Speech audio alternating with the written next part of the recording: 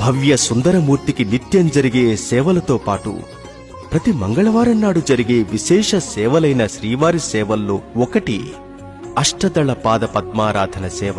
ఈ మహాపవిత్రమైన శ్రీవారి సేవ ప్రతి మంగళవారం ఉదయం వేళ 2వ గంట తర్వాత 2వ అర్చనగా 108 బంగారు కమలాలతో మూల విరాట్టుకు జరిగే అర్చనా కార్యక్రమమే అష్టదళ పాద పద్మారాధన. ఓం శ్రీమతే కేశవాయ నమః, ఓం నారాయణాయ నమః, ఓం మాధవాయ నమః.